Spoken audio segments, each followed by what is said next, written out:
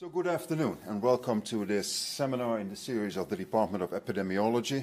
Great pleasure to have you, also those of you who are online. It's my great pleasure to introduce our speaker of this afternoon, Krista Huybrechts. It's appropriate that I can say your name in a proper way. Thank you. Dr. Huybrechts is a professor of medicine in the medical school, professor of epidemiology in our Harvard School of Public Health, and has a position, a major one, in the division of pharmacoepidemiology and pharmacoeconomics at the Brigham and Women's Hospital, focusing on pharmacoepidemiology, in particular on perinatal and pediatric pharmacoepidemiology. And it's wonderful, Krista, to have you. Psychotropic medication safety in pregnancy, moving beyond malformation risk. Please take the floor. Thank you. Thank you so much for the kind introduction, and thank you for having me. So before I start, I just want to briefly mention that the research that I will be sharing with you today is funded by NIMH and NICHD. And in terms of disclosure, so I did want to mention that I'm an investigator on grants to Brigham and Women's Hospital from Takeda, UCB, and GSK for regulatory and mandated studies, but unrelated to this work. So traditionally, when evaluating drug safety in pregnancy, the focus has been on congenital malformations. They're relatively common, affecting about 3% of births, and they're sort of seen as the paradigmatic risks after the thalidomide catastrophe. They're highly consequential, account for about 1 in 5 deaths in the first year of life, and frequently lead to lifelong disability. And in terms of our ability to study, they are relatively easy to study compared to some of the other outcomes for 2 reasons. They are visible at or soon after birth, so we don't really require a very extended follow-up.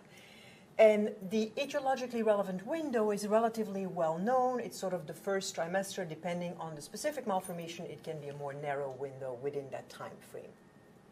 But medications have effect that can impact on a range of other birth outcomes. There are vascular, hematological, immunological, and metabolic effects. And this interaction between pregnancy and medication may pose a variety of different safety risks. So pregnancy can actually amplify safety issues that are observed outside of pregnancy, for example, immunosuppressive activity. Or medications can actually increase the risk of pregnancy-related complications, thinking about gestational diabetes or gestational hypertension. Then medications can be transferred across the placenta, impacting on neonatal development, physiological functioning, and then there can be direct effects, for example, neonatal drug withdrawal. So, and today, obviously, I can't cover that whole scope of potential effects, so I just wanted to use 2 case studies as examples.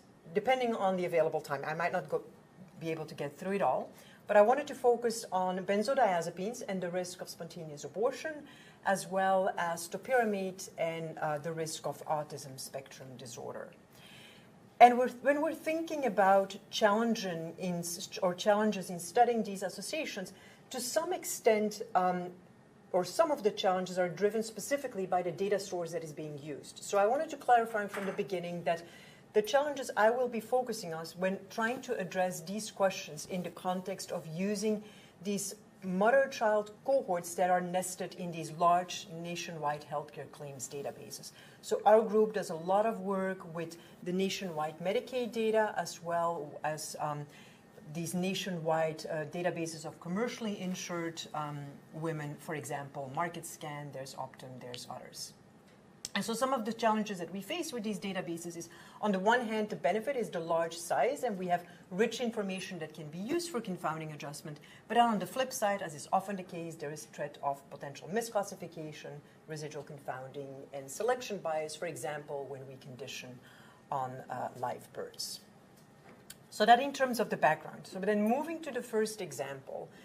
And this work is funded through NICHD. It's an R01 where we're looking at a broader question, benzo and non-benzodiazepine sedative hypnotics in pregnancy with respect to the range of a whole set of outcomes. But today I'm just going to focus on spontaneous abortion.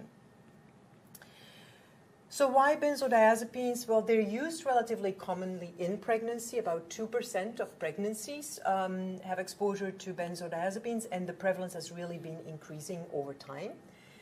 And safety concerns have been raised because they cross the placenta and may interfere with embryonic and fetal development, potentially through effects on cell proliferation, differentiation, and progesterone synthesis.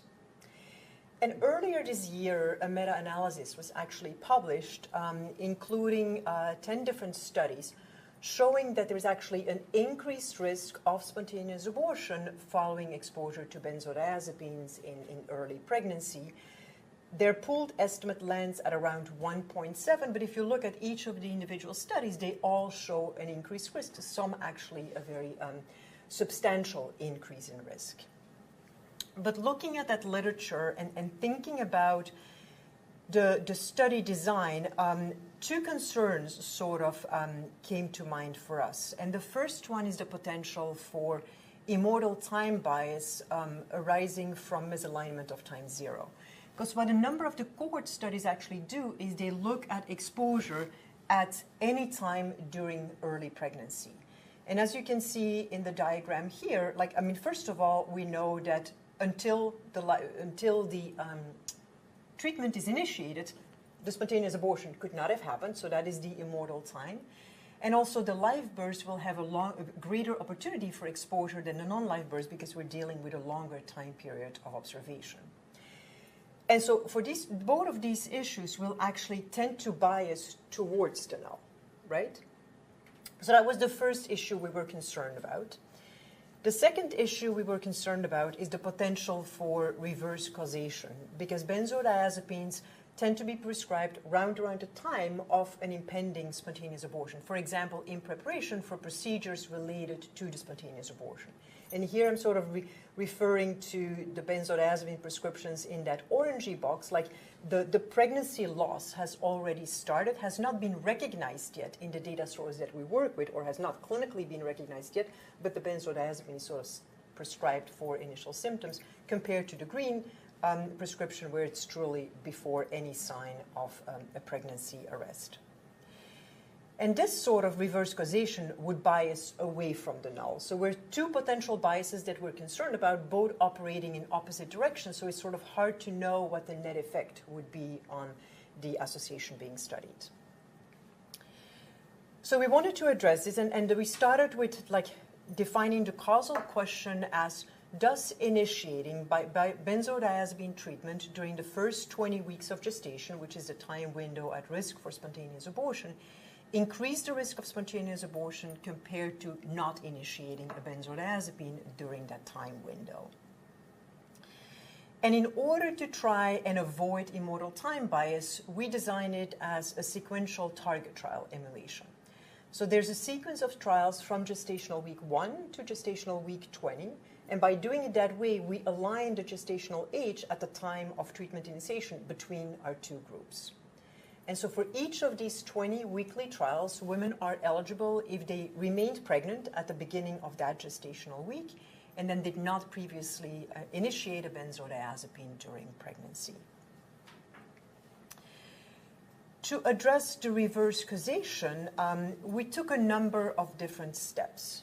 The first one being that we actually shifted the event date to 7 days earlier. And the idea here is that we really want to exclude these dispensings that happen shortly before we see the recorded diagnosis, but that actually may have occurred after the pregnancy loss had already begun or occurred. So we're trying to really exclude these prescriptions in the orangey box in the figure.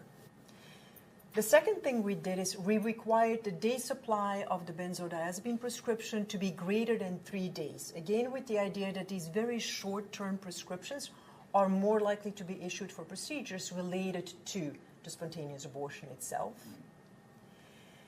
And thirdly, we excluded pregnancies with early symptoms of spontaneous abortion or suspected fetal abnormalities before initiation, which we're able to do with the weekly trials because you can sort of measure those up until the start of that trial. So those were 3 steps that we took to try and address the reverse causation. And then to address confounding, we used propensity score overlap weighting with the propensity score models fitted separately for each gestational week in order to be able to account for changes in the covariate distribution during pregnancy. We used fine and gray subdistribution hazard models with pregnancy termination treated as a competing event, because obviously those also happen during those early weeks. We estimated hazard ratios with their 95% confidence interval for each weekly trial, and then we pooled the data from all 20 trials into a single model with gestational week considered as a stratification variable and robust variance estimation to account for the repeated inclusion of the same pregnancies in each weekly trial, because as long as they were still eligible for that trial, they were repeatedly included. So the last thing we did that I wanted to sort of emphasize is that we used some negative control exposure because we were really concerned about not having a good handle on the reverse causation. And it was really hard to try and come up with what we thought could function as negative control exposures, but we came up with two different ones. So first of all, progesterone was one that we thought would be a negative control exposure that we suspected to be susceptible to similar reverse causation bias. Because it is used for recurrent pregnancy loss, the evidence suggests that there's a potential benefit, especially in the first trimester. And it's also used for threatened early pregnancy loss, although the evidence there is a little bit more controversial. And then the second negative control exposure that we used was penicillin, and this was a control exposure that we did not expect to be susceptible to reverse causation bias. It is not used for threatened abortion or as a prophylactic antibiotic therapy for abortion procedures, and prior studies have not suggested an increased risk for spontaneous abortion. So moving on to the results. So in terms of the cohort, so we worked with these two large databases. So we have the publicly insured, so the Medicaid patients, and we had about 1.9 million pregnancies. Around 2%, as I mentioned before, initiated benzodiazepine during the first 20 weeks of pregnancy. And then we have a slightly smaller cohort of commercially insured women in market scan, with again about 2% being exposed to benzodiazepines. So combined, we have close to 70,000 women with exposure who initiate a benzodiazepine early in pregnancy. So here I'm showing you the distribution of gestational age for the spontaneous abortion, with the blue bars showing the Medicaid and the orange bars showing market scan. So in market scan, about 13% of pregnancies ended in a clinically recognized spontaneous abortion, I should say, and in Medicaid around 10%. The median gestational age is 9 weeks. I do want to emphasize here that with the type of data sources that we work with, we don't have the LMP date, right? So we have to estimate the gestational age at the time of delivery based on codes for either full-term pregnancy or preterm pregnancies. There are also now with ICD-10 there are the Z codes that sort of show at the time of different prenatal care visits what the gestational age is, but it is an estimated gestational age, so there is going to be some imprecision around it. And then delving into the results, I didn't want to show you like long extended descriptive table ones, sort of showing users versus non-users. Obviously, women who initiate benzodiazepines are very different from women who do not initiate benzodiazepines. With propensity score overlap weighting, we achieved perfect balance in terms of the variables that we can measure. But here I'm showing you for the market scan data, the weekly trials and the hazard ratio from the weekly trials. And the first one here is the crude analyses. So because we're doing the sequential weekly trials, we're not concerned about immortal time bias here. In these crude analyses, we're definitely still concerned about reverse causation and other potential confoundings. So then the first thing we did is, as I mentioned, shift that event date to 7 days earlier. And what you sort of see is you see these relative risks starting to come down. Then when we required at least 3 days supply, you see them come down further. When we exclude the prodromal symptoms, you see them come down further. And then with propensity score overlap weighting, so accounting for the typical confounding, so to speak, you see further attenuation. So this is how it looked in market scan. So now the figure on the left is the same I just showed you. On the right-hand side, I'm now showing you the Medicaid data, so publicly insured, and it's a very, very similar pattern. So you see substantially increased risks that gradually come down with each of the steps. So then, as I mentioned, we did the same for the negative control exposure. So this is progesterone, the negative control exposure that we thought was susceptible to reverse causation. And you see a very similar pattern as we saw for the benzodiazepines. And this is the diagram I show you on the right. When we're looking at penicillin, where we do not anticipate reverse causation, you do not at all see that same pattern. So these were our main analyses. So this is for the weekly trial. So then I wanted to show you the summary estimates. So these are now the pooled results across the 20 weeks. And the first row I'm showing you here is the conventional time-fixed approach. So this is where we use the same approach that some of the other cohort studies that are available are using, where it's just exposure at any time point during the first 20 weeks of pregnancy, where we think there is immortal time bias. And the second row is a sequential trial emulation, where we sort of remove the immortal time bias. And you see, indeed, that the effect is exactly as we anticipated, right? The immortal time bias resulted in a bias towards the null. You see here the strengthening of the effect with the sequential trial. And then focusing on that second row, so analysis 0 is the crude analyses. And then we sort of implemented each of these steps. And now here you see the summary estimates for the benzodiazepines. So we land with a pooled estimate of around 1.08, 1.09, depending on the data source, but substantially lower than the 1.68 that is suggested by that recent meta-analyses. And for progesterone, where we expect the same reverse causation, you see sort of about a similar magnitude of an increased risk, which to us suggested that we probably did not get a complete handle on the reverse causation yet. Now, one of the questions that we were wondering is like, well, we implemented all of these steps to address the reverse causation, but we did it before we adjusted for confounding. What if we had just done the propensity score overlap weighting from the beginning, and maybe we would have been able to take care of the reverse causation right away? So then in a sensitivity analysis, we sort of reversed the order and first implemented propensity score overlap weighting and then did the different steps. And what you see is that it does indeed make a difference, right? With just the standard propensity score adjustment, we landed at about a relative risk of 1.2, and we bring that down further to around 1.08, 1.09 by taking these steps to address reverse causation. The other concern that we had was by doing these steps, like so by moving the date with 7 days, what if there is a triggering effect that initiating the benzodiazepine would immediately lead to a pregnancy loss within a week's time? So I refer to that here as a triggering effect. We would miss that, right? So then that sort of raised a question to us like, okay, how large could that potential effect have been? And here you see the analysis the way I presented to you before, and that shifting the event date, which would sort of not allow us to see the triggering effect, was implemented as the first step. So to try and assess like how large could that potential triggering effect have been, we again reversed the order. And that's what you see here. So in the sensitivity analysis, we implemented all the same steps, but we just reversed the order and did the moving of the event date at the very end.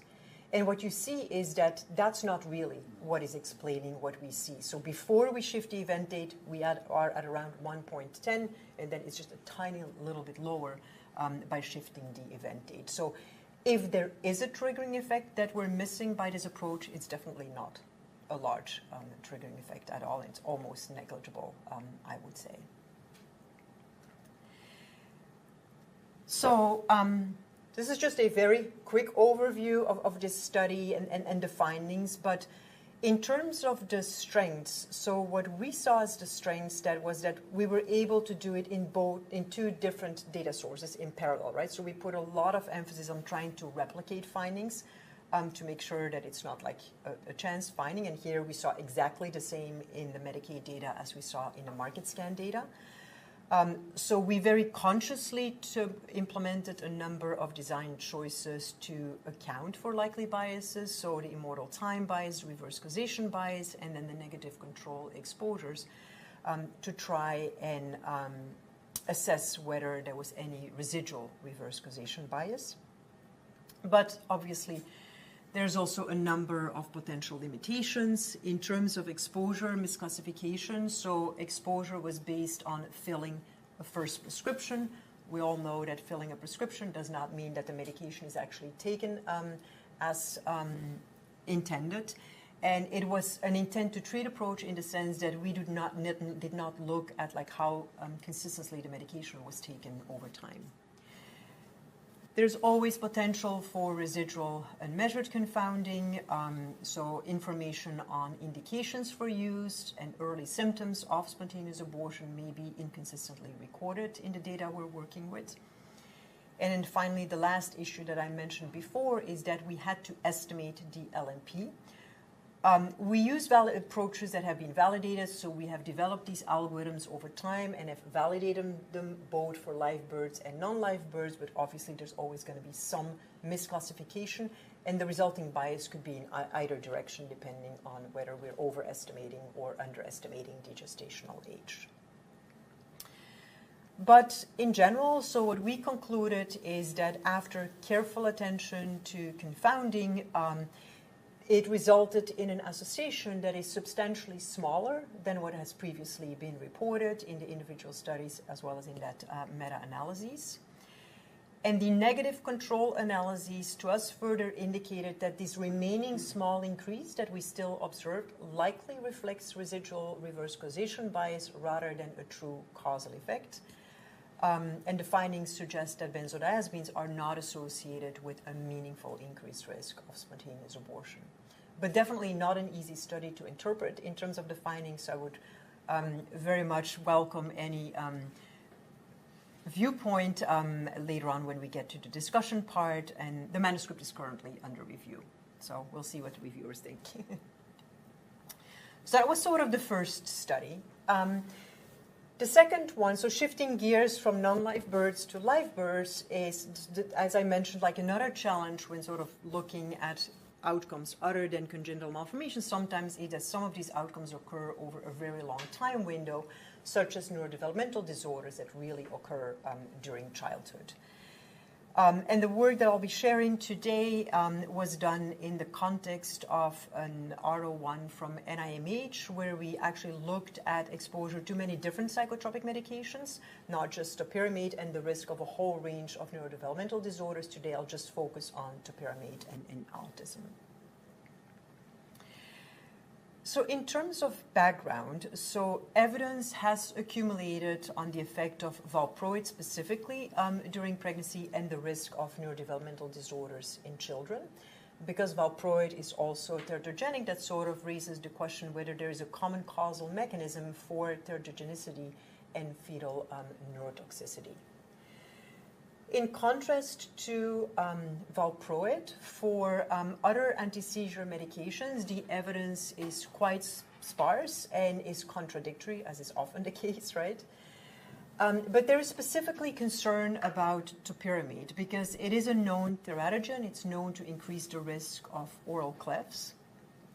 And a few years ago, there was a study published by our colleagues in Scandinavia using the Nordic registries, and they actually showed a relative risk of 2.8 for autism, which is basically the same order of magnitude as what has been observed for valproate. So that study was published in JAMA Neurology, but it was based on less than 12 exposed cases, so small numbers.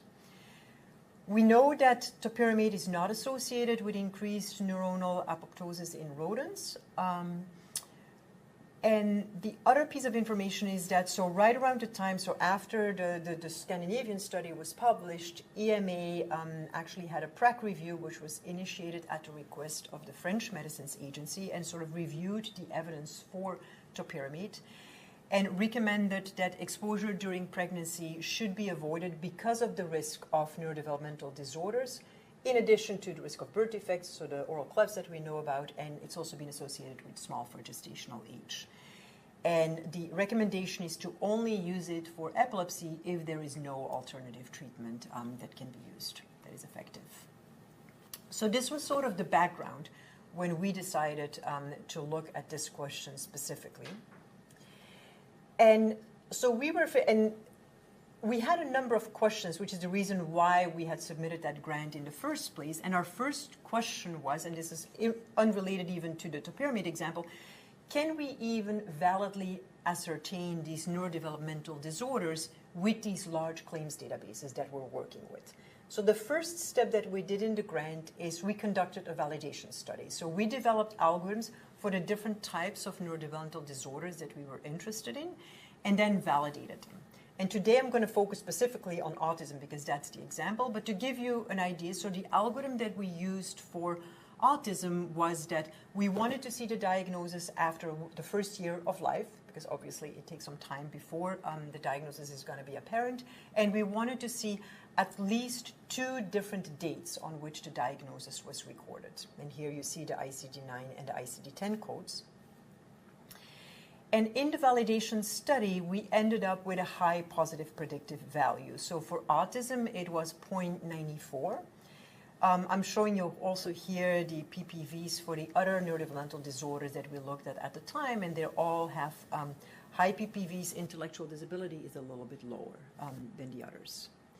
So that was sort of really the first step in that grant, assessing can we validly assess these outcomes, and for us the answer was yes, we think we can. Then the second question is like, well, what about the follow-up? Do we have sufficient follow-up in these types of data sources in order to be able to study these outcomes?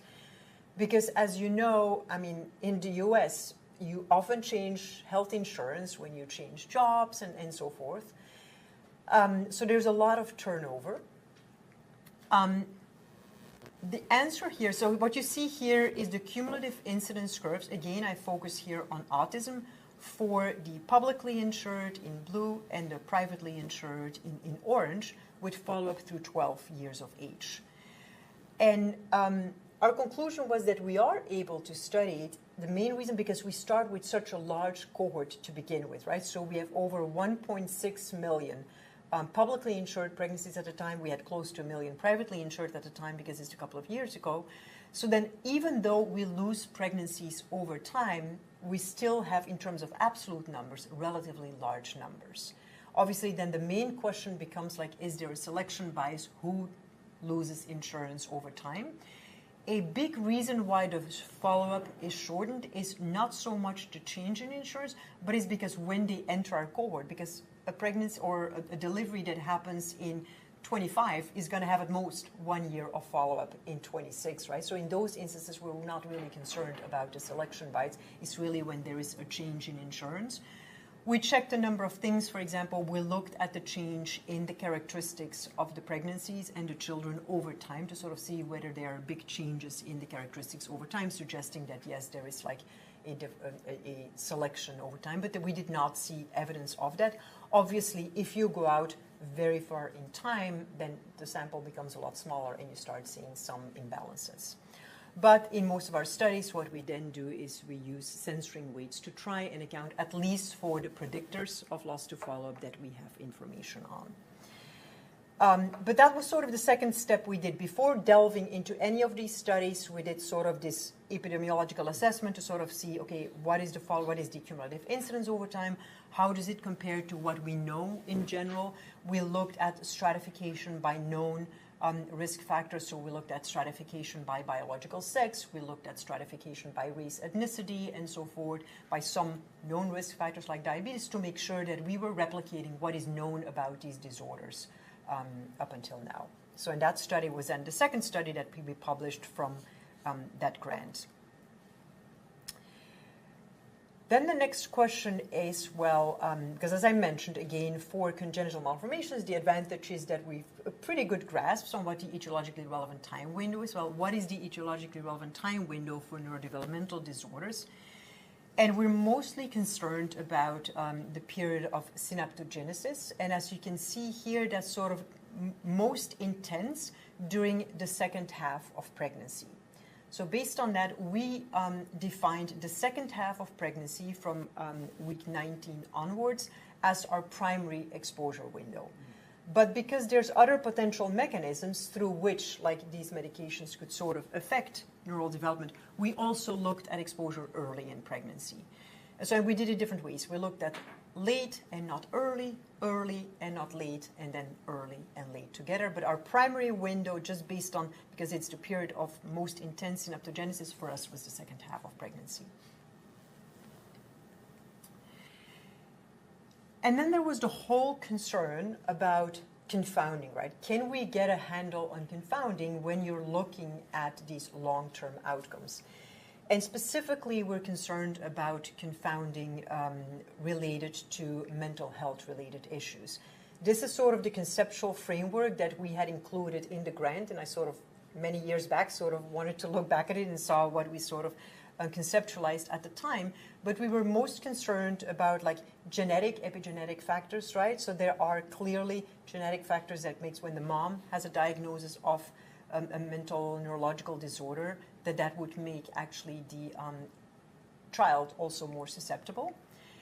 And the second issue we were very concerned about is environmental factors, right? So there is the prenatal environment and then the childhood environment. For example, if the parents are dealing with mental health disorders, that can have implications on lots of other factors, like how well they adhere to the prenatal care guidelines, but also just general lifestyle factors like smoking, alcohol, and so forth, like how well they keep up with the child, well visits, and so forth. So there was that whole component we were concerned about.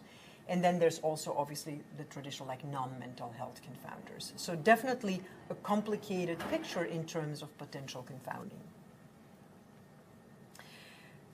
So what we therefore ended up doing is, again, using positive and negative controls to help us assess the potential for confounding. So our exposure of interest for this particular study, so now moving on to the particular study, was topiramate.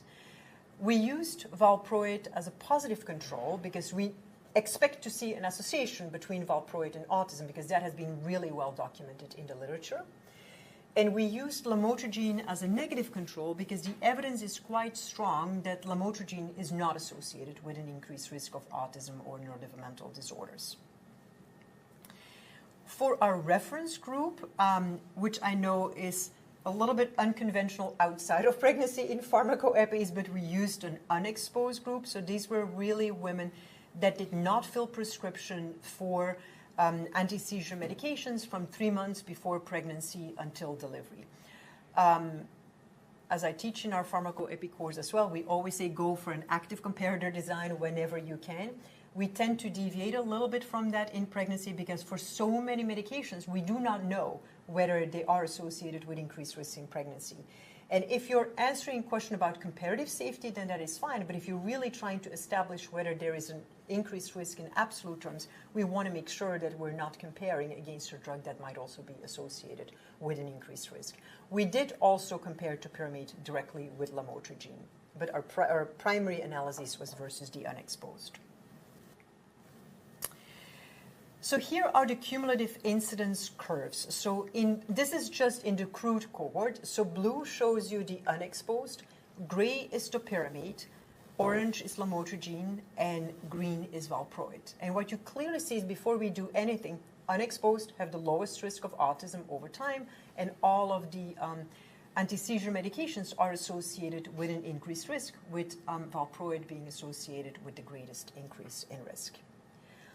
Once we restrict the cohort to women with an epilepsy diagnosis, things change drastically. So what you obviously see is that curve for the unexposed goes up because these are now women with epilepsy. So this is, I think, the genetic component that you start seeing reflected here. And we see lamotrigine and topiramate very close to the curve of the unexposed. Valproate stays up there. When we're looking at it in more detail, so this is here I'm showing you the cumulative incidence at 8 years of age. We used 8 years of age because there the cohort size is still relatively large. By 12 years, the cohort becomes relatively thin. And first for topiramate, so the first line is the full cohort, so that corresponds to that crude curve that I showed you. So topiramate has an over twofold increase in risk. So pretty consistent with what was seen in the Scandinavian study. Only restricting to women with epilepsy, so doing nothing else, brings that down to 1.16. Then adjusting for loss of other potential confounding variables brings it to 0.96. So this was for topiramate. This is what we see for valproate. We start with a relative risk of 3.7, bring it down a little bit by restricting the cohort to those with epilepsy. Further adjustment does not do anything. So the estimate for valproate, our positive control, is very much in line with what we expect based on what has been documented in the literature. And then our negative control, lamotrigine, we again started with an increased risk, but with restriction to epilepsy and the adjustment, we again very much land on a null, which was exactly what we had expected to see. So this paper has been published. So Sonia Hernandez-Diaz, who you all know very well, was the senior author on the first author on this paper. But our conclusions from that study was that the topiramate use late in pregnancy was associated with twice the risk of autism diagnosis in children by 8 years of age compared to the general population, but not relative to other infants born to women with epilepsy. And the association that we observe in the crude analysis is really largely explained by the indication and by other confounding factors. And we did lots and lots of sensitivity analysis that I just don't have time to go in today. But as I mentioned, so this is one example of that broader 5-year grant. So we also looked at other psychotropic medications. We looked at antidepressants, antipsychotics, and psychostimulants. And I put here the references in case you're interested. In essence, for all of them, we sort of found no increased risk of neurodevelopmental disorders, with the potential exception of aripiprazole, where there was an indication that maybe there is an increased risk, so we sort of suggested that that is definitely something that would require further monitoring. But now, very recently, like just last month, we also had a paper looking at the other anti-seizure medications. I just showed you topiramate, so we had other anti-seizure medications and looking at all of the different neurodevelopmental disorders. And here I just wanted to show you the full picture for topiramate, so you see the autism that we just discussed, but for the other neurodevelopmental disorders, the picture is actually very similar, so no increased risk, with the potential exception of intellectual disability. Very wide confidence interval, but it was sort of consistent across the different anti-seizure medications, which sort of, to us, suggests also that there's possibly confounding going on there. And also remember that intellectual disability is actually the outcome for which the PPV was the lowest. But definitely something that we sort of flagged as people might want to monitor that and look into that a little bit further. So to conclude, so these are just a couple of challenges that we tackled and a couple of examples. There are many, many more.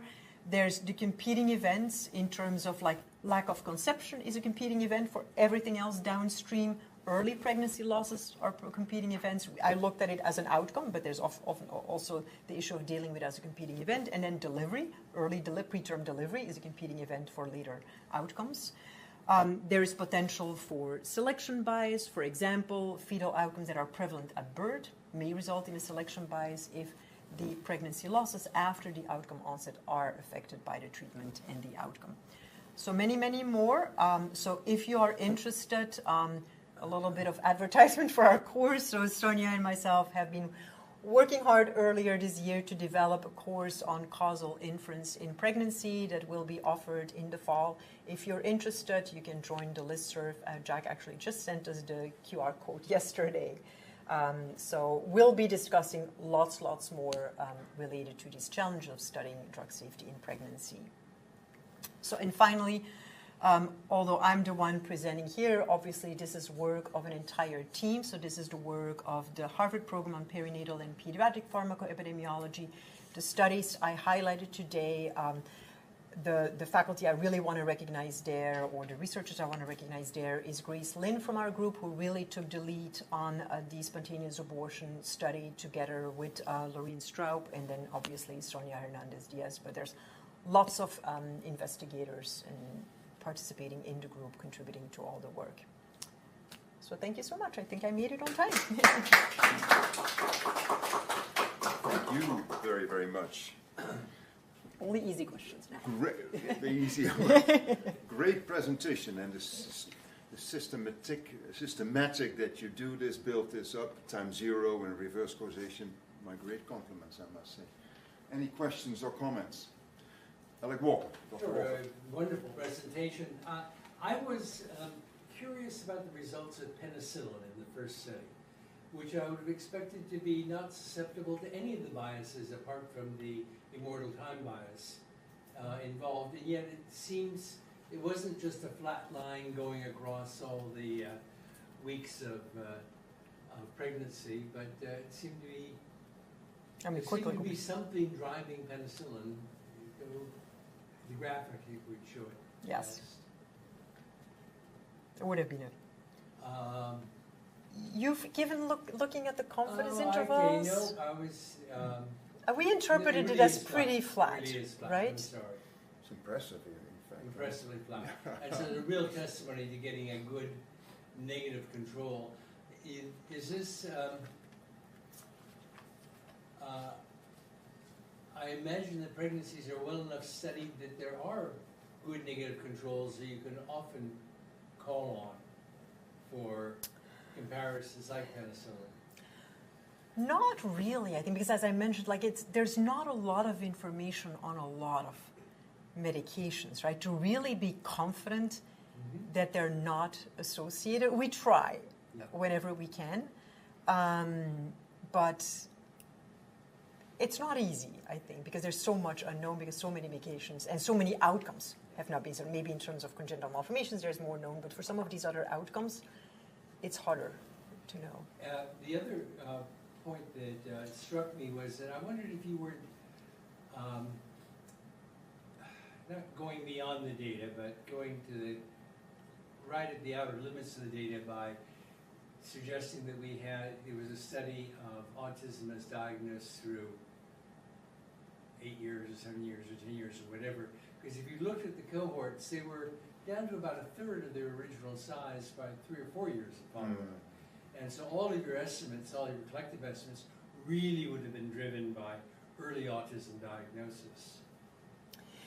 Yes, so that is the biggest comment that we always get when we submit the studies. And as I mentioned, in terms of a potential selection bias, we're less concerned because most of that is due to the fact that these are just deliveries that happen late in the time window that we have availability on. But definitely it's also change in insurance, so we are capturing the earlier diagnosis. So in that sense, maybe it's leaning more towards the more severe cases of autism, because the data become sparse. I mean, I showed you the curve up until 12 years. For most of the studies, we go up to 8 years and sort of assess the cumulative incidence up until that time. Data, your likelihood of staying in the data is related to maybe pre-diagnosis, because this isn't really autism incidence, it's incidence of autism diagnosis. Correct. That we're looking at. Correct. And so it could be a lot of things operating beforehand. Yeah, and that's why I said, we look at the characteristics over time to see how do they change. I mean, do the kids that are still in the data at 10 years, do they look very different from the ones that were there at birth? But once the data becomes sparse, you start seeing some imbalances. It's hard to know, is that just a chance imbalance or not? The other thing we do is, from most of our studies, we implement censoring weights, but then obviously you're restricted to whatever is documented in the data to predict the censoring. So I think that is definitely a challenge. It remains a challenge. Thank you. Another question? Can I ask you a question about the diagnosis? So you mentioned the positive predictive value for ASD. You didn't mention it for spontaneous abortion, and or at least I missed it perhaps. How good is that diagnosis? And so it also reflects the question how strong reverse causation could be, basically. The diagnosis dependent on the medication or so.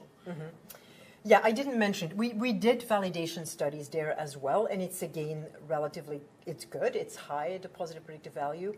I think for spontaneous abortion, it's more an issue of the sensitivity, right? So we only see the spontaneous abortions that sort of are clinically diagnosed and recorded in the database. It is a limitation, so to speak, but I think it's a limitation we share with almost any data source, secondary data source, right? Unless you sort of really have a cohort of pregnancy planners that you can follow up, but any data source that sort of looks at a cohort of pregnant women will have the same. I think the position we tend to take there as with all of our outcomes, so we strive for high specificity and prioritize that over sensitivity, because with a highly specific outcome definition, your relative risk will at least be unbiased, although you will be underestimating the absolute risk. So you're waiting for the preconception cohort, so to speak, to Yes. be developed. Yes. Great thing, I think. Yeah. Alec. One more question. In the dates of spontaneous abortion, in that graph you showed us, there was a dip which was much larger than could have been chance at 9 weeks. You mean the highest? No, it was a dip. It was high, down, high. Maybe the dip Oh, was at oh, 8 you- weeks. But, and I wonder if 10 there was weeks, but then 11 plus. You don't mean the distribution of gestational age, you mean... the distribution of, go back, where you were first showing us the spontaneous abortion distribution by gestational This age. one. There you go. Ah. 8 weeks. Yeah, I was waiting for someone to bring that up. So the peak at 9 weeks is a little artificial in the sense that, as I mentioned, we estimate gestational age. Yeah. If we don't have codes about preterm, we don't have the Z codes that tell us the gestational age, we also look at different tests that are done in the timing. But if we have no information at all, we assign the median, the nationwide statistics, and that's at 9 weeks. So everybody who does not have more granular information gets 9 weeks assigned. And that's why you see this artificial peak. Okay. How does that play out with potential error later on when you're trying to ascertain when whether a person's been exposed or not, or is that inconsequential? We've thought a lot about it, but we thought if you were interested in the timing of the spontaneous abortion, I think it would be consequential. But we are certain that the initiation of the benzo happened before the spontaneous abortion, right? So we thought in that sense, while it would affect maybe the week specific, we didn't think it would affect our estimate, the relative risk estimates. It would affect some of the potential, even not the confounding adjustment, I think, because you do that before the weekly trial. So we thought about it in many different ways. We don't think it truly has an impact on the estimate. But if you disagree, let me know. No, I would have to think about it. I'm not capable of thinking as hard as you must have. And so I'll take your word for it. I think it would start playing a role if you say we're interested in early spontaneous abortions versus later spontaneous abortions and so forth, because now we might have a little bit of a misestimation. And the other reason maybe that I'm more confident than I should be is like the very first go around when we did this project, we didn't have the granular estimation of gestational age, and we just gave everybody 9 weeks as we were working through everything else. Mm-hmm. Once our algorithm was ready and we had more granular, and it didn't change the results at all. And we know that this is a lot more precise than how we did it the first time around. And in essence, the estimates didn't change. Thank you. Any final question or comment? Yes, Nishis. Thank you so much. I had one question. You selected this sequential target trial approach for each week and then you pooled, and I was just wondering if you could compare that strategy with the clone sensory weights, and why would that be more appropriate in this case that's been selected?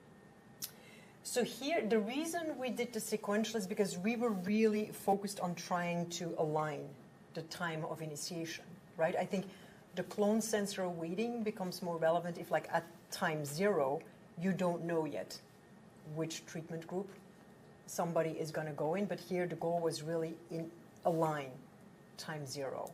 So I think for this one, the sequential trial is the better approach than the clone sensor weighting. If it's like more duration of treatment or whatever, then I think the clone sensor weighting could come in. Thank you. And just a curiosity, you briefly mentioned about autoimmunity. Did you end up... Sorry, I briefly mentioned about? Autoimmune disorders? Yeah. Did you end up actually looking at it as an outcome? Did you see something that was just curious? There is a paper from many, many years ago, Rishi Desai, who looked at serious infections. But recently, we have not in the context of these two grants that I've mentioned. Well, thank you very much. I would like to make two more comments. One is, this is the last seminar in the series of this academic year, and I thank you really very much. It's wonderful. But we still have a treat, namely next week. This is May 15. We have the Qatar Symposium on Screening for Diseases, and I look forward to seeing you there. This is all on Zoom, all in the hybrid form. That was my first comment, but my second, and in this context most important, Krista, thank you very, very much for a great seminar. Thank you so much for inviting me. Very much enjoyable. Thank you very much. Thank you.